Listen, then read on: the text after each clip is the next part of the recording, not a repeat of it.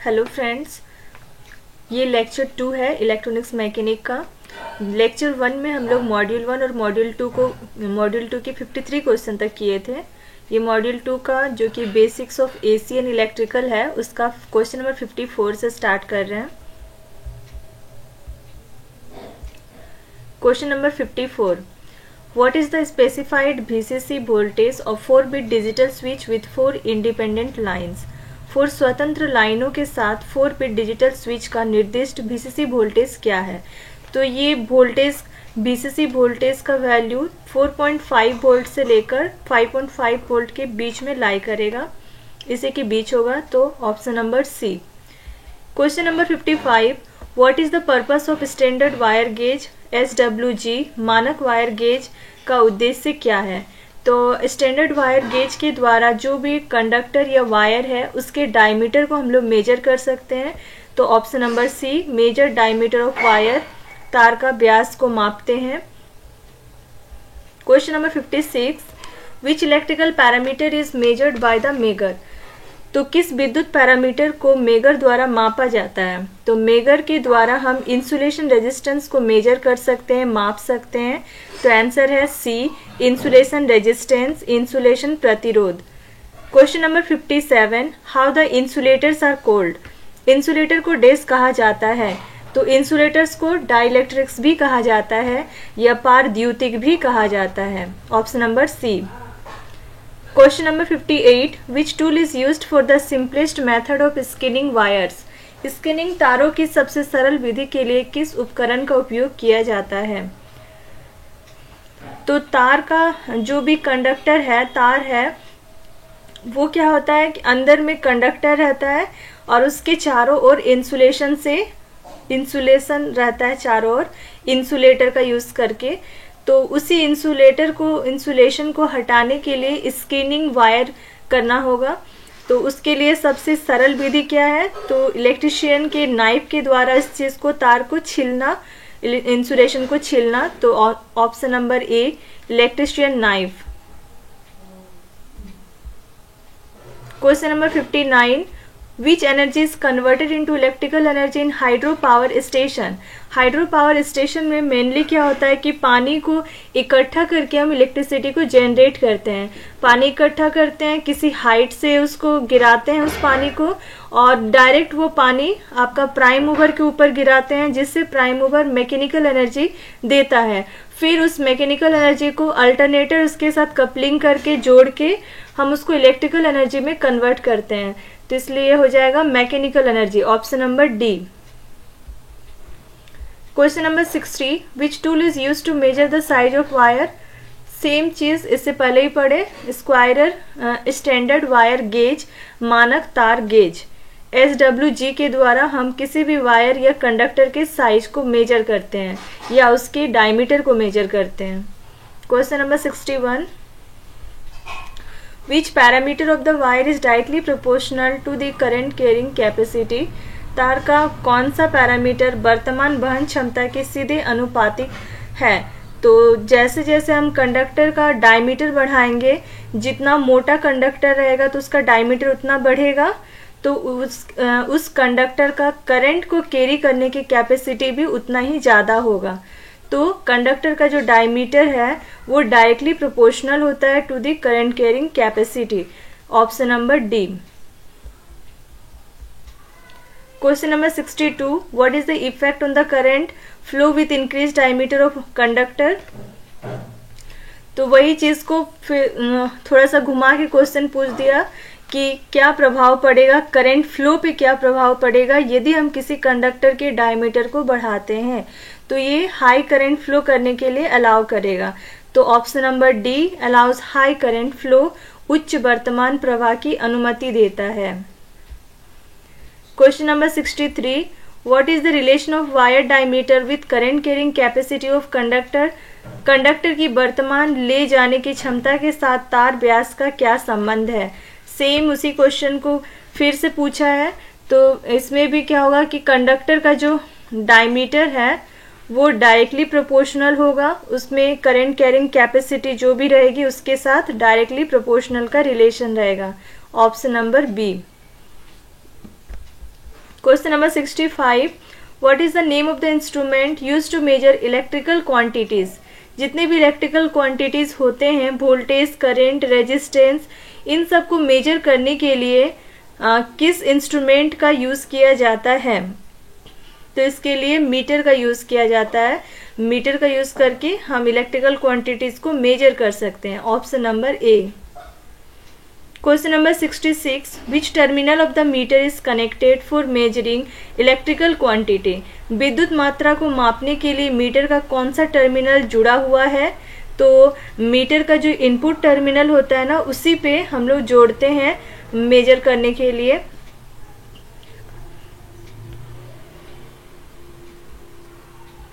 Question number 67, how the electrical quantity measured by the meter is marked in it. Meter द्वारा मापी गई विद्युत मात्रा को इसमें कैसे चिन्हित किया जाता है। तो आंसर है वाल्वों को प्रिंट करके, प्रिंटिंग द वाल्व्स। ऐसा करके हम इलेक्ट्रिकल क्वांटिटी को मेजर कर सकते हैं बाय द मीटर, मीटर के द्वारा। Question number 68, what is the meaning of the symbol. जो कि मार्क किया है X on the ammeter dial. Ammeter dial पर प्रतीक एक्स का क्या अर्थ है। ये जो क्वेश्चन है, ये जो आपका सर्किट डायल दिया हुआ है, एक्चुअली डायल दिया हुआ है, जिसमें कि कोई मीटर है, मीटर का ये डायल है, ए है मतलब एमीटर है, नीचे यहाँ पे एक सीधा स्ट्रेट लाइन दिया है मतलब ये डीसी है, और यहाँ पे पूछा है कि ये एक्स क्या है। तो एक्स जो है वो पोजीशन इंडिकेटर है। Option number B. सी भी है पोजीशन इंडिकेटर, तो दोनों में से जो भी टिक करोगे सही होगा। बट फर्स्ट में हमें क्या करना है, पहले जो ऑप्शन सही दिखेगा उसी को भी टिक करना है। तो यहाँ पे आंसर हो गया, ये जो एक्स है ये पोजीशन इंडिकेटर है। यहाँ पे जो ये इंडिकेट कर रहा है, ये वर्टिकल पोजीशन को इंडिकेट कर रहा है। जब भी इस तरह से उल्टा टी रहेगा मतलब वो वर्टिकल पोजीशन को इंडिकेट करेगा, और उसका मतलब ये है कि जो भी मीटर रहेगा, एमीटर, वोल्ट मीटर, ये तो एमीटर है, उसको यदि हम वर्टिकली रखेंगे और उसके बाद उसका रीडिंग लेंगे तो वो एक्यूरेट आएगा। यदि हम उसको हॉरिजेंटली लेटा देंगे तो उसका जो रिजल्ट आएगा, जो भी रीडिंग आएगा ना, वो एक्यूरेट नहीं आएगा। तो इस तरह से ये एक्स यहाँ पे क्या है, पोजीशन इंडिकेटर है। फर्स्ट वाला जो सिंबल है उल्टा यू है और बीच में एक ठो लाइन है, ये किस चीज को इंडिकेट कर रहा है। ये आपका इंडिकेट कर रहा है मूविंग कॉयल को with PMMC, permanent magnet moving coil को ये इंडिकेट कर रहा है। फिर सबसे जो लास्ट में स्टार दिया उसके अंदर 2 है, यानी कि ये टेस्टिंग वोल्टेज है, और 2 टेस्टिंग वोल्टेज है ये,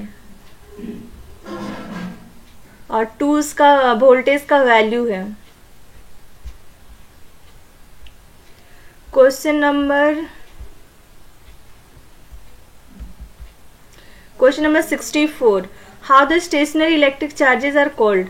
स्थिर विद्युत आवेशों को कैसे कहा जाता है, मतलब और क्या कहा जाता है। तो स्टेशनरी इलेक्ट्रिक चार्ज को हम लोग स्टैटिक चार्जेस भी बोल सकते हैं। तो option number A. Question number 69, what is the value of each division marked by numbers on the volt meter. तो ये एक वोल्ट मीटर दिया हुआ है और ये एक डीसी वोल्ट मीटर है।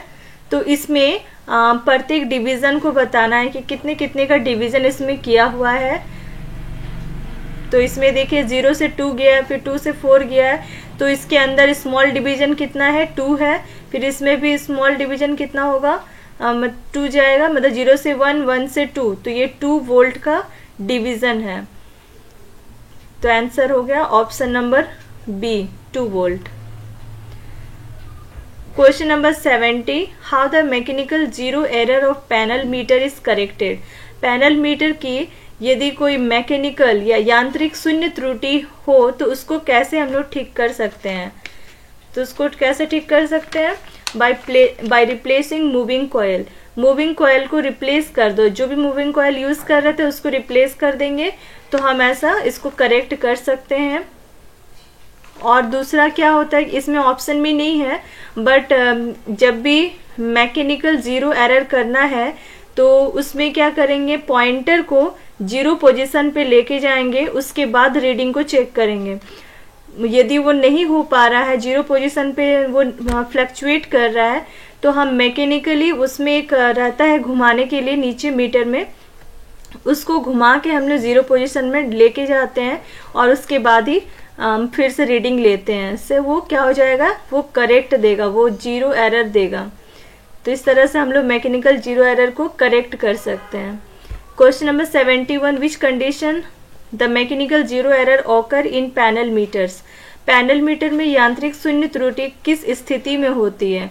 तो मैकेनिकल 0 एरर यदि चाहिए पैनल मीटर में तो वो नॉर्मल कंडीशन में ही हो सकता है, किसी भी कंडीशन में ऐसा नहीं होगा मैकेनिकल 0 एरर, ये बस नॉर्मल कंडीशन में ही पॉसिबल है। तो option number A.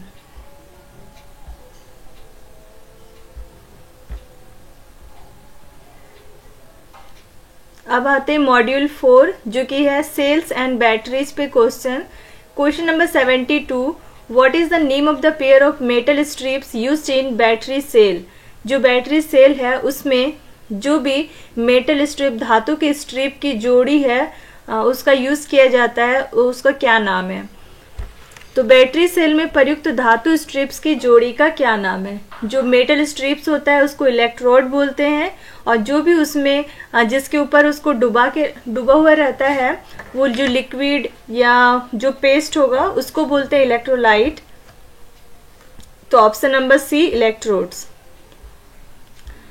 Question number 73, which electrolyte is used in lead acid battery. Lead acid battery में किस इलेक्ट्रोलाइट का यूज किया जाता है। तो उसमें सल्फ्यूरिक एसिड का यूज किया जाता है, और वो भी किस तरह का सल्फ्यूरिक एसिड होता है, डाइल्यूट सल्फ्यूरिक एसिड होता है। Dilute H2SO4 as a electrolyte use किया जाता है लेड एसिड बैटरी में। Option number B. Question number 74, how batteries are classified. Battery को कैसे वर्गीकृत किया जाता है। तो बैटरीज दो ही तरह के होते हैं, एक प्राइमरी सेल्स और दूसरा सेकेंडरी सेल्स, प्राथमिक कोशिकाएं और द्वितीय कोशिकाएं। तो option number C. Question number 75, what is the rated output voltage of a silver oxide cell. तो सिल्वर ऑक्साइड सेल का रेटेड आउटपुट वोल्टेज क्या है। सिल्वर ऑक्साइड यानी Ag2O, ये यूज किस में होता है, जो बटन सेल होता है उसमें सिल्वर ऑक्साइड प्रेजेंट रहता है। जैसे कि हमारे जो रिस्ट वॉच होते हैं, हाथ की जो घड़ी यूज करते हैं हम लोग, एनालॉग वॉच जो रहता है हाथ में, उसमें आपका क्या रहता है, बटन सेल्स रहता है। बहुत ही छोटा सा बटन के साइज का बैटरी यूज होता है, सेल यूज होता है, जिसको बटन सेल बोल रहे हैं। तो उसमें जो आपका लिक्विड यूज हो रहा है, तो वो लिक्विड है आपका सिल्वर ऑक्साइड जो है वो यूज होता है उसके अंदर। तो इसमें भी एनोड होगा और कैथोड होगा, हर सेल में एक पॉजिटिव और एक नेगेटिव होगा। तो इसमें जो एनोड होगा वो जिंक होगा, और जो पॉजिटिव या कैथोड है वो आपका होगा सिल्वर ऑक्साइड Ag2O। तो इसमें आउटपुट, रेटेड आउटपुट वोल्टेज कितना हो जाएगा, rated output voltage 1.5 volt DC होगा, DC में रहेगा। तो option number B, 1.5 volt DC। Question number 76, which battery is used for cellular phone. जो सेलुलर फोन्स है उसके लिए किस बैटरी का उपयोग किया जाता है। हमारे फोनों में कौन सा आयन रहता है, लिथियम आयन रहता है।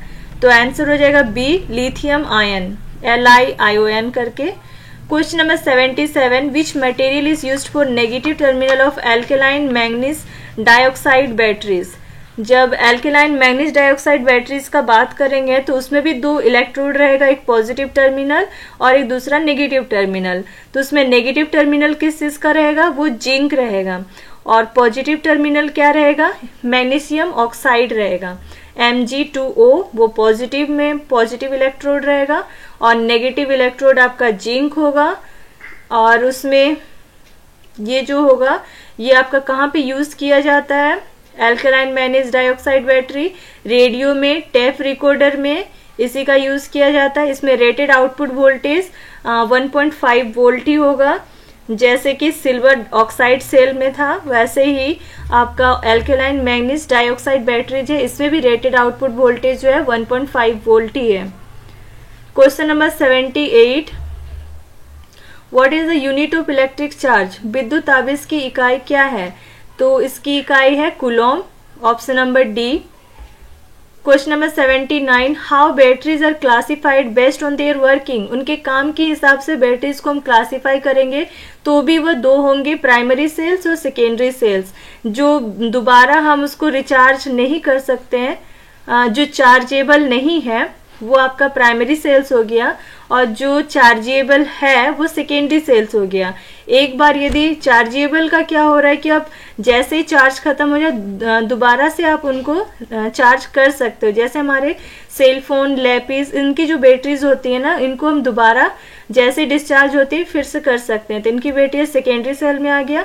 प्राइमरी सेल में जैसे कि रिस्ट वॉच, हाथ घड़ी जो है उसकी जो पेंसिल उसमें जो बैटरी है, बटन सेल, बटन बैटरी है, बटन सेल, वो क्या है, एक बार यदि वो डिस्चार्ज हो गया, यदि वो उसका चार्ज चला गया तो वो क्या हो गया, आप उसको फेंक देते हो, दूसरा लगाते हो, तो इस तरह से वो चार्जेबल नहीं है, तो प्राइमरी सेल हो गया, option number C. Question number 80, what is the rated voltage of a single cell in lead acid battery. तो लेड एसिड बैटरी में एक सिंगल सेल को देखते हैं, सिंगल सेल का रेटेड वोल्टेज कितना होगा, 2.2 वोल्ट, जो कि एक नॉमिनल वोल्टेज भी बोल सकते हैं, रेटेड वोल्टेज या तो nominal voltage. Lead acid battery हम कहाँ पे यूज करते हैं, तो लेड एसिड बैटरी जो है वो आपका 4 व्हीलर जो है ना उसमें यूज किया जाता है, ऑलमोस्ट आपका 4 व्हीलर में, यानी कि ऑटोमोबाइल में यूज किया जाता है, ताकि उसमें जो एक इंजन होता है ना, कार को स्टार्ट करने के लिए जो इंजन है, उस इंजन को स्टार्ट करने के लिए स्पेशली इस बैटरी का यूज किया जाता है। Question number 81, what is the range of current rating of lead acid batteries used in automobiles. Automobile में प्रयुक्त सीसा एसिड बैटरी की वर्तमान रेटिंग की सीमा क्या है। तो लेड एसिड बैटरीज जो कि आपका 4 व्हीलर या ऑटोमोबाइल्स में यूज किया जाता है, उसमें करंट रेटिंग का रेंज क्या है, तो करंट रेटिंग जो रहेगा वो 100 एम्पियर से लेके 400 एम्पियर के बीच लाई करता है, तो option number D. Question number 82, what is the colour of positive electrode in fully charged lead acid battery. तो लेड एसिड बैटरी जो कि फुली चार्ज्ड है, उसमें भी 2 इलेक्ट्रोड, पॉजिटिव इलेक्ट्रोड और नेगेटिव इलेक्ट्रोड। तो पॉजिटिव इलेक्ट्रोड का कलर क्या होगा जो पॉजिटिव इलेक्ट्रोड है उसका कलर है रेडिश ब्राउन, और जो नेगेटिव इलेक्ट्रोड है उसका कलर है स्पॉन्जी ग्रे कलर। और ये जो पॉजिटिव इलेक्ट्रोड है ये किस चीज का बना होगा, किस मेटल का, तो ये लेड पेरोक्साइड PbO2 जो कि लेड पेरोक्साइड है उसका होता है ये इलेक्ट्रोड, पॉजिटिव इलेक्ट्रोड। और जो स्पॉन्जी ग्रे कलर है वो नेगेटिव इलेक्ट्रोड है, जो कि बस लेड का बना होता है, Pb का बना होता है। तो क्वेश्चन नंबर 82 का आंसर है सी, रेडिश ब्राउन, लाल भूरे रंग। Question number 83, what is the specific gravity of concentrated sulphuric acid. तो कॉन्सेंट्रेटेड सल्फ्यूरिक एसिड का स्पेसिफिक ग्रेविटी होता है 1.835, ऑप्शन नंबर सी। और वही पूछ दिया जाए डाइल्यूटेड सल्फ्यूरिक एसिड का स्पेसिफिक ग्रेविटी कितना होता है, तो दैट इज 1.3।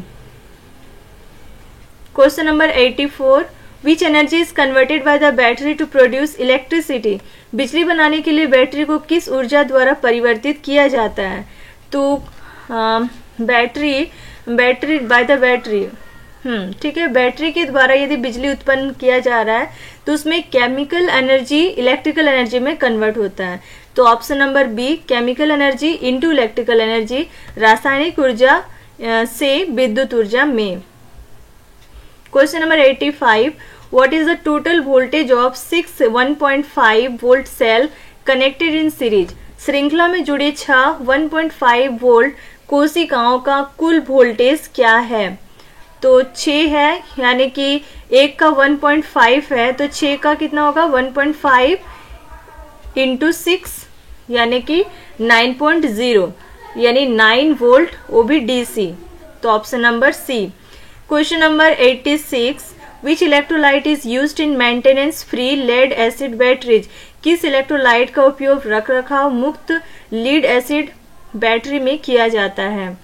तो कौन सा इलेक्ट्रोलाइट का यूज किया जाता है फ्री लेड एसिड बैटरीज को मेंटेन करने के लिए? तो वो इलेक्ट्रोलाइट है जेल्ड इलेक्ट्रोलाइट या फिर इलेक्ट्रोलाइट मिला हुआ जिसको बोलते हैं। तो ऑप्शन नंबर ए आंसर है यहाँ। क्वेश्चन नंबर 86 हो गया। 87 what is the effect on a secondary cell supplying current to the load? Load करने के लिए वर्तमान में आपूर्ति करने वाले माध्यमिक सेल पर क्या प्रभाव पड़ता है? तो क्या प्रभाव पड़ता है?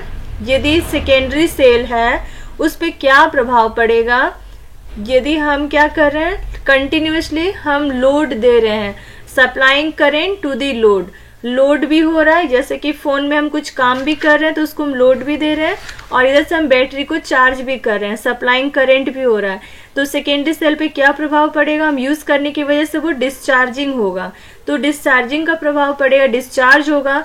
तो ऑप्शन नंबर डी डिस्चार्जिंग, जिसको हिंदी में बोल रहे हैं निर्वहन। Question number 88 What is the percentage of sulfuric acid in electrolyte used for lead acid batteries?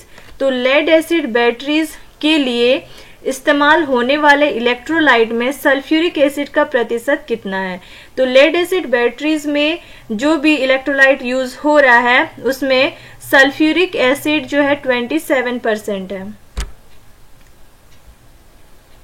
Question number 89 What is the name of the process to maintain the recommended level of electrolyte in lead acid battery cell? Lead acid battery cell में electrolyte के अनुशंसित स्तर को बनाए रखने की प्रक्रिया का नाम क्या है? तो उस प्रोसेस का नाम बताना है जिसमें कि इलेक्ट्रोलाइट का एक लेड एसिड बैटरी सेल में जो भी इलेक्ट्रोलाइट है उसके लेवल को मेंटेन रखने के लिए आपका एक प्रोसेस है जिसको टॉपिंग अप या के ऊपर डालना प्रोसेस का नाम है।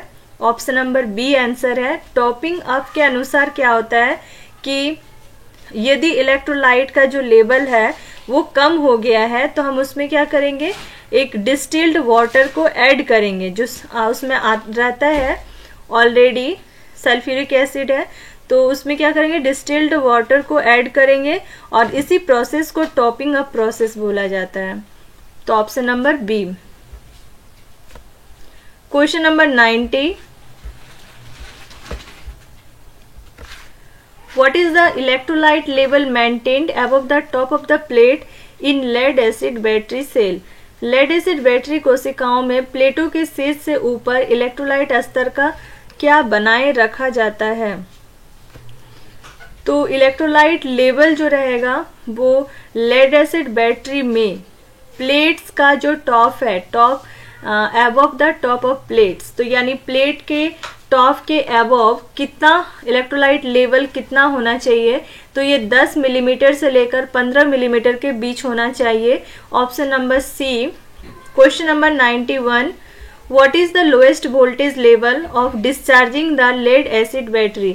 लेड एसिड बैटरी के निर्वहन यानी डिस्चार्जिंग का सबसे कम वोल्टेज स्तर क्या है?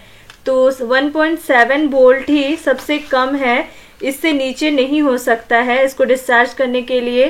तो सबसे नीचे का लेवल है इसका 1.7 वोल्ट, जो कि हर 8 घंटे पर बेस्ड होता है।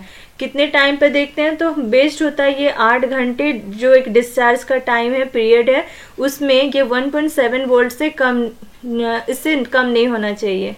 तो ये लोएस्ट वोल्टेज लेवल है 1.7 volt. Question number 92 which is the additional percentage of power delivered by the lithium ion compared to nickel metal hydride NiMH? तो NiMH बैटरी की तुलना में लिथियम आयन द्वारा प्रदत्त शक्ति का अतिरिक्त प्रतिशत कौन सा है? तो एडिशनल परसेंटेज जो पावर डिलीवर करता है लिथियम आयन वो 40% ज़्यादा पावर डिलीवर करता है। यदि हम वो उसको लिथियम आयन को आपका निकेल मेटल हाइड्राइड से कंपेयर करेंगे लिथियम आयन को, तो ये 40% एक्स्ट्रा पावर डिलीवर करता है। कौन करता है? Lithium ion. Option number C. Question number 93 which battery is made from non toxic material, गैर विषाक्त पदार्थों से कौन सी बैटरी बनाई जाती है?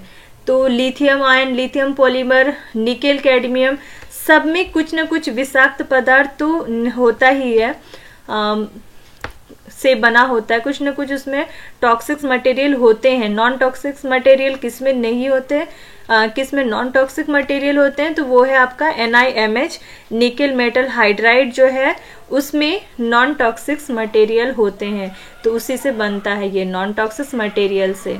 Option number D.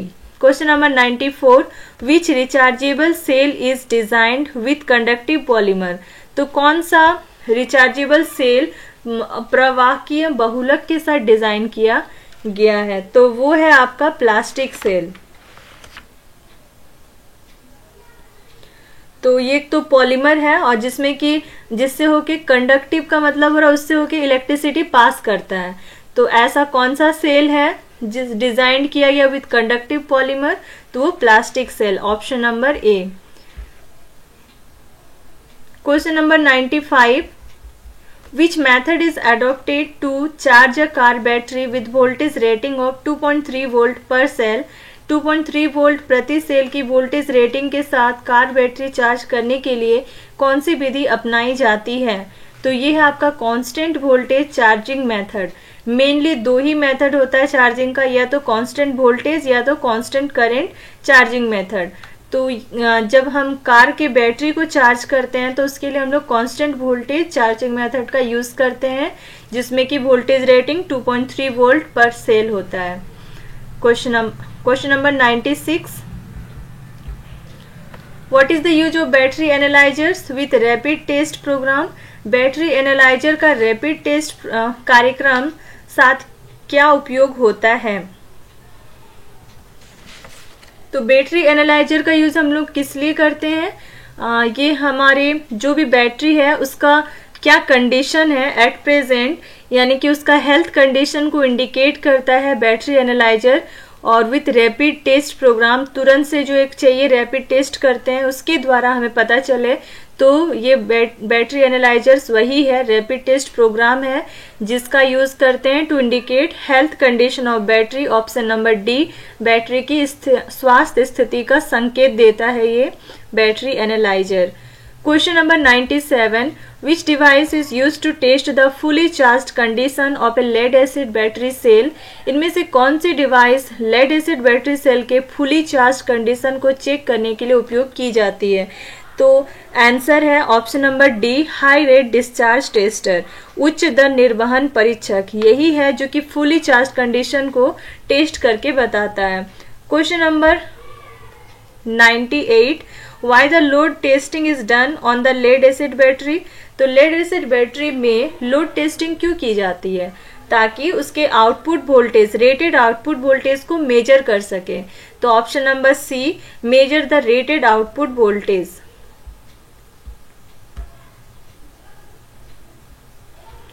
आज के क्लास में इतना ही रखते हैं। नेक्स्ट जो रहेगा वो मॉड्यूल 5 पे डिस्कशन करेंगे लेक्चर 3 में।